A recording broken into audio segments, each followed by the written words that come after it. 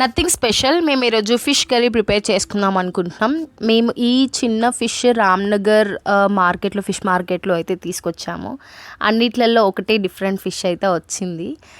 So ఇక్కడ నేను prepare చేస్తున్నాను. మంచిగా క్లీన్ చేసుకున్న తర్వాత ఒక బౌల్లో ఆయిల్ వేసుకొని, ఆయిల్ హీట్ ఎక్కిన తర్వాత ఆనియన్, పచ్చిమిర్చి అండ్ కరివేపాకు వేసేసుకొని అవి వేగుతున్నప్పుడు ఈ ఫిషెస్కి కొంచెం టర్మరిక్ అప్లై చేసేసి, సో అవి కొంచెం ఆనియన్స్ ఫ్రై అయ్యాక పసుపు అండ్ అల్లం వేసేసుకొని కొంచెం వేయించాలి.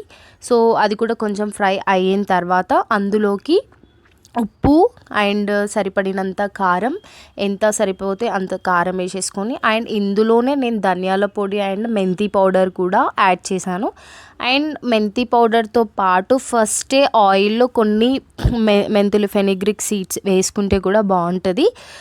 సో ఇక్కడ మెంతి పౌడర్ అండ్ ధనియా పౌడర్ వేసేసుకొని అది కూడా ఫ్రై అయిన తర్వాత కొంచెం వాటర్ వేసేసుకొని, గ్రేవీ కన్సిస్టెన్సీ కావాలి అంటే గ్రేవీ అండ్ సూప్ లాగా కావాలి అంటే అలాగా. మేమైతే ఆబ్వియస్లీ మాకు కొంచెం ఈ చిన్న ఫిష్ అయితే మేము గ్రేవీ లాగా తింటాం కాబట్టి, so I'm not adding more water. కొంచెం వాటర్ అయితే యాడ్ చేసిన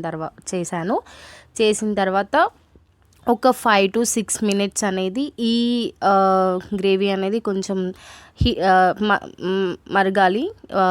మరిగిన తర్వాత ఏదైతే ఫిష్ ఉన్నాయో ఆ ఫిషెస్ని అందులో యాడ్ చేసుకోవాలి. అంతే. చేసుకున్న తర్వాత ఒక 10 minutes తర్వాత మన ఫిష్ కర్రీ అయితే రెడీ అవుతుంది. తర్వాత ఏం చాలా తెలుసు కదా. ప్లీజ్ ఈ వీడియో నచ్చితే సబ్స్క్రైబ్ చేయండి.